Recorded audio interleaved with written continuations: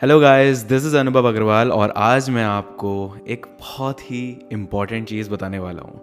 कुछ ऐसी एडवाइस देने वाला हूँ, कुछ ऐसी टिप्स जो आपको अपने रिलेशनशिप में आने से पहले या अगर आप रिलेशनशिप में हो तो इन चीज़ों का ध्यान रखो। शायद आप अपने रिलेशनशिप को ख़राब करने से बचा सकते हो। ठीक है, तो ये वीडियो एंड तक ज़रूर देखना। सबसे पहली चीज़, रिलेशनशिप में आने के लिए किसी भी तरीके की जल्दबाजी मत करना कभी भी।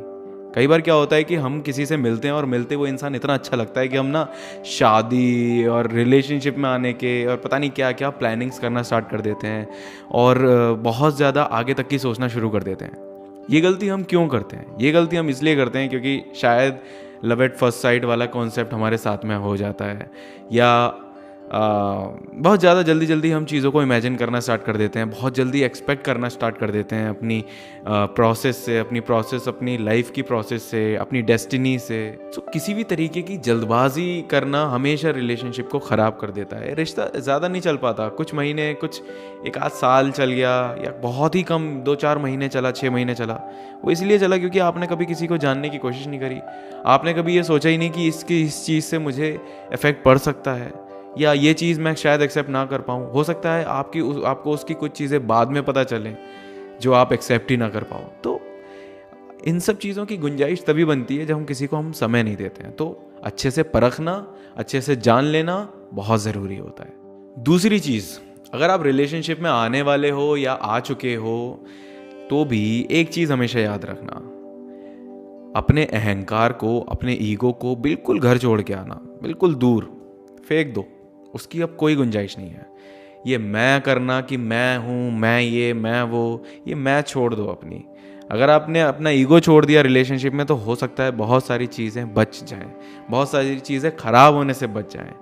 कई बार हमारे ईगो की वजह से एक रिश्ता ख़त्म हो जाता है, ईगो की वजह से। तो अपना ईगो, अपना अहंकार ख़त्म कर दो, अपनी ज़िंदगी से निकाल दो, क्योंकि ये ईगो शायद तुम्हें आगे और भी चीज़ों में प्रॉब्लम थे। तो अपने ईगो को पूरी तरीके से ख़त्म करना, तभी एक रिलेशनशिप में आना। और अगर रिलेशनशिप में हो तो बिल्कुल ख़त्म कर दो। बिल्कुल सोचो ही मत कि मैं कोई ऐसी चीज़ करूं जिससे मेरी बात बड़ी हो जाए। ये मत करना। अपने दोनों की बातें इक्वल होनी चाहिए एक रिश्ते में। किसी की बात बड़ी या किसी की बात छोटी नहीं होती है एक रिश्ते में। ये बात ध्यान रखो, कान खोल कर सुन लो, समझे? तीसरे पॉइंट पे आते हैं। मेरी तीसरी सबसे इंपॉर्टेंट एडवाइस ये है कि कई बार क्या होता है ना कि कभी भी लड़ाई होती है ना, तो हम लड़ाई करते करते करते इतनी आगे पहुंच जाते हैं कि हम प्रॉब्लम्स के बारे में बात ही नहीं करते, सीधे रिश्ते को ख़त्म करने के बारे में ही बात करते हैं और रिश्ता ख़त्म ही कर देते हैं। मतलब ब्रेकअप ही हो जाता है लड़ाई लड़ाई में। तो यार, ये छोटी छोटी लड़ाइयों में और ये इस तरीके की बचकानी हरकतें करना छोड़ दो। हमेशा मिलके प्रॉब्लम्स को ख़त्म करो। प्रॉब्लम्स ख़त्म होंगी तो रिश्ता बना रहेगा। प्रॉब्लम की वजह से रिश्ते ख़त्म करोगे तो रिश्ता फिर कोई फ़ायदा ही नहीं है। फिर तो ये सारी मेहनत, सारे इमोशन सब खराब, है ना। जब रिश्ते में ऐसी कोई इम्पोर्टेंट प्रॉब्लम ना हो, ऐसी कोई प्रॉब्लम जो बहुत ही बड़ी हो, जब तक कोई क्रिटिकल इशू ना हो ना आपके रिलेशनशिप में, छोटी छोटी बातों पे ब्रेकअप करना, छोटी छोटी चीज़ों पे बहुत ज़्यादा लड़ाई झगड़े करना, बहुत ज़्यादा लड़ते झगड़ते पता नहीं कितनी आगे पहुंच जाना, एब्यूजिव हो जाना, और भी पता नहीं क्या क्या करते हैं आजकल के लोग। मेरे पास लोग आते हैं, वो मुझे बताते हैं मेरे लेस टॉक सेशंस में कि भाई इतनी आगे बढ़ गई कि गाली गलौच हो गई, ये हो गया, वो हो गया, हीट ऑफ द मोमेंट में। सो यार, इन सब चीज़ों को मत करो। इससे आप अपनी रिलेशनशिप की वैल्यू ख़राब कर रहे हो और अपनी वैल्यू भी ख़राब कर रहे हो, अपने रिश्ते की भी वैल्यू ख़राब कर रहे हो, और सामने वाले की भी कोई वैल्यू नहीं है। तो हमेशा प्रॉब्लम्स को फिक्स करो, प्रॉब्लम को ख़त्म करने के बारे में सोचो। अगर 2 लोग मिलके एक प्रॉब्लम को सॉल्व करेंगे तो वो 110% सॉल्व होगी। लेकिन अगर एक ही इंसान सिर्फ सॉल्व करने के बारे में सोचेगा, दूसरा उसी इंसान के खिलाफ होगा, तो कभी सॉल्व नहीं होगी। और अगर दोनों ही प्रॉब्लम्स के बारे में नहीं सोचेंगे, सिर्फ आपस में लड़ते रहेंगे, तो कुछ भी नहीं हो सकता फिर ऐसे लोगों के साथ में। तो प्रॉब्लम को ख़त्म करने के बारे में सोचो, ठीक है।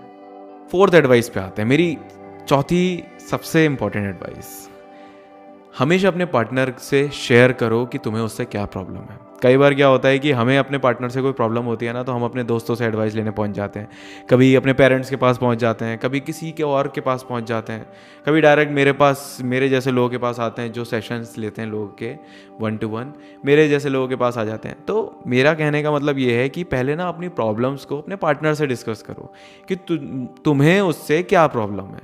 जब आप उससे अपनी प्रॉब्लम्स डिस्कस करोगे तो हो सकता है वो इंसान उन चीज़ों को ठीक करे, हो सकता है आप दोनों ही आपस में मिलकर सुलझा लो, किसी और की तीसरे इंसान की ज़रूरत ही ना पड़े इस चीज़ में।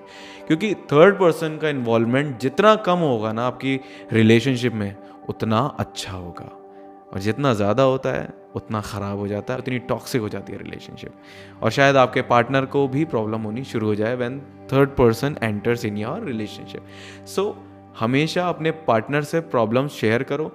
अगर वो प्रॉब्लम्स को कंसिडर नहीं कर रहा, एक्नॉलेज नहीं कर रहा, और शायद बदल नहीं रहा अपने आप को उस चीज़ को लेकर, फिक्स नहीं कर रहा, तब आप बात कर सकते हो अपने किसी भी करीबी इंसान से। मुझसे बात कर सकते हो, मैं भी लेट्स टॉक सेशंस लेता हूँ, आप चाहें तो मुझसे बात कर सकते हैं।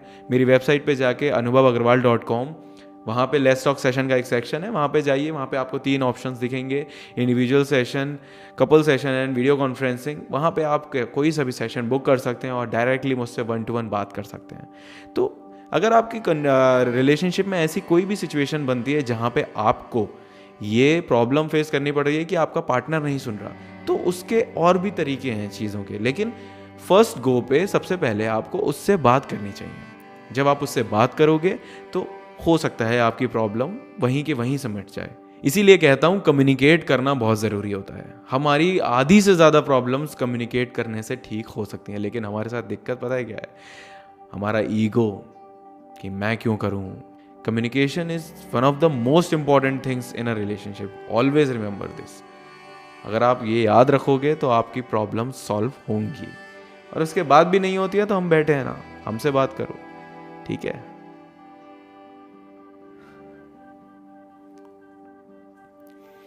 इसके बाद आते हैं मेरी 5th एडवाइस पे, जो कि आपके लिए बहुत इंपॉर्टेंट है। ये आपकी रिलेशनशिप के लिए नहीं है, ये आपके लिए बहुत इंपॉर्टेंट है। अपनी वैल्यू को, अपनी सेल्फ रिस्पेक्ट को हमेशा मेंटेन करके रखो। रिलेशनशिप में आने के बाद कई बार क्या होता है कि लोगों को ना अपनी वैल्यू की कोई नहीं पड़ी होती है, कुछ नहीं पड़ा होता है, कुछ भी नहीं, कोई परवाह नहीं होती है। अपनी रिस्पेक्ट, सेल्फ रिस्पेक्ट बिल्कुल गंवा देते हैं, ख़त्म, कि अब जो है उसी का है, जो है उसी का है, जो अब जैसा भी है, जो है उसी का है, उसी के लिए है, उसी के बारे में है, सब कुछ उसी से है। ऐसा नहीं होना चाहिए। आप अपने आप को बहुत दूर कर देते हो जब आप सिर्फ अपने पार्टनर के लिए डेडिकेटेड हो जाते हो। हमेशा चीज़ों को बैलेंस करके चलो, हमेशा अपने बारे में भी सोचो।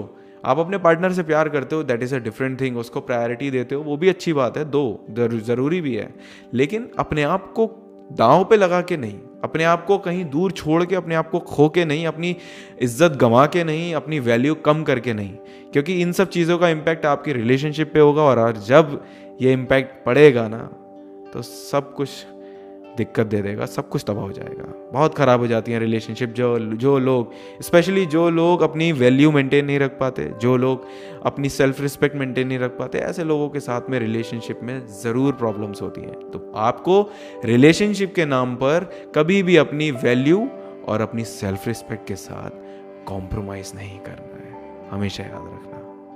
और इसके बाद आखिरी में बस एक छोटी सी एडवाइस देना चाहता हूँ, जो कि मेरी लास्ट एडवाइस है और जो सबसे इम्पॉर्टेंट है।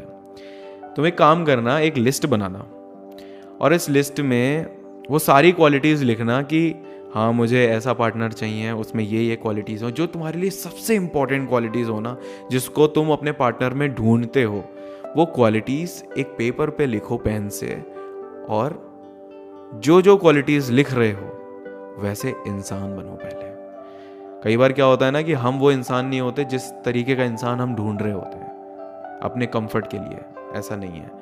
अगर आपने ऐसा इंसान ढूंढने की कोशिश करी जो आप खुद भी नहीं हो, लेकिन आप सामने वाले में ढूंढते हो, तो आपकी रिलेशनशिप तबाह टॉक्सिक हो जाएगी, क्योंकि आपको हमेशा उससे एक्सपेक्टेशंस अलग होंगे, आपकी हमेशा उससे अलग उम्मीदें करेंगे, अलग चीज़ें आपको होंगी उससे, आपकी लड़ाई झगड़े इतने हो जाएंगे कि आपकी रिलेशनशिप ख़त्म हो जाएगी। तो जो आप सामने वाले में ढूंढते हो ना, वैसा इंसान पहले खुद बनो, फिर सामने वाले में ढूंढना। ये बात छोटी सी है लेकिन शायद सबसे बड़ी और सबसे इम्पॉर्टेंट चीज़ है। तो आज के लिए इतना ही, मैं ज़्यादा एक्सटेंड नहीं करूँगा वीडियो को।